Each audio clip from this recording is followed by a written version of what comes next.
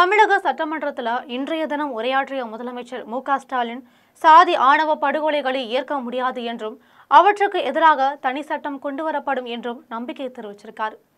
சாதி ரீதியில் நடக்கும் ஒடுக்குமுறைகளுக்கு முடிவுரை எழுத வேண்டிய கட்டாயத்தில் நவீன தமிழ் சமூகம் இருக்கு. ஏனெனில் தமிழகத்தில் இதுபோன்ற சம்பவங்கள் தொடர்கதையாகி வருது. இந்த விவகாரத்தில் ஏற்கனவே அமலில் இருக்கும் சட்டங்கள் வழிகாட்டுதல்கள் போதுமானதா இல்லை என்று பல்வேறு தரப்பினரும் வலியுறுத்திட்டு வராங்க. எனவே தனி சட்டம் இயற்றுவதுதான் சரியாக இருக்கும் என குறிப்பிட்டிருக்காரு முதலமைச்சர். இது பற்றி தமிழக சட்டமன்றத்தில் பேசிய முதலமைச்சர், சாதி இரண்டொழிய வேறில்லை என்றார் அவை மூதாட்டி. இதுதான் தமிழர்கள் பின்பற்றி வந்த மரபு. இடைக்காலத்தில் புகுந்தவர்களால் சாதி புகுத்தப்பட்டிருக்கு. 29/4/2025 அன்று உரையாற்றிய போது ஆதிக்கத்தின் அடையாளமாகவும் தீண்டாமையின் வகை சொல்லாகவும் இருக்கும் காலனி என்ற சொல்லை நீக்குவோம் என அறிவித்தேன். பள்ளி கல்லூரி விடுதிகளில் சாதி அடையாளங்கள் இருக்கக்கூடாது என்பதற்காக அவற்றை சமூக நீதி விடுதிகளாக பெயர் மாற்றியிருக்கும். பிரதமர் மோடி அவர்களை சமீபத்தில் சந்தித்து முக்கியமான ஒரு கோரிக்கையை வைத்தேன் என்று முதலமைச்சர் மு.க.ஸ்டாலின் குறிப்பிட்டிருக்காரு. இத்தகைய சூழல்ல நாட்டில் நடைபெறும் சில சம்பவங்கள் நம்மை வேதனை அடையதான் செய்யுது. இதற்காக நம் தலைவர்கள் போராடினார்கள். உலகம் அறிவுமயமாகிறது. ஆனால் அன்புமயமாகி வருவதை அது தடுக்குது.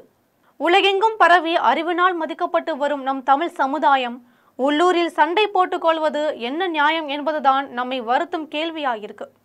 எந்த காரணத்தை முன்னிட்டும் ஒருவரை மற்றொருவர் கொள்வதை நாகரிக சமுதாயத்தால் ஏற்கவே முடியாது. அவ்வப்போது ஏதேனும் ஒரு பகுதியில் நடைபெறும் துயரமான சம்பவம் நம் நெஞ்சை உலுக்கிவிடுது. நம் சமுதாயத்தை தலைகுனிய செய்து விடுது. பெண்கள் தங்களின் வாழ்க்கையை தாங்களே தீர்மானிப்பதை தடுக்கும் ஆணாதிக்கமும் இந்த குற்ற செயலில் பின்னால் ஒளிஞ்சிருக்கு.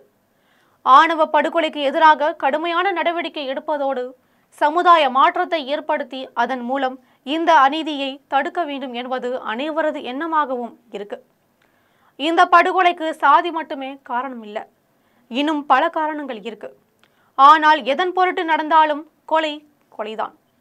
அதற்காக தண்டனைகள் மிக மிக கடுமையாக தரப்பட்டு வருதுன்னு சொல்லியிருக்காரு.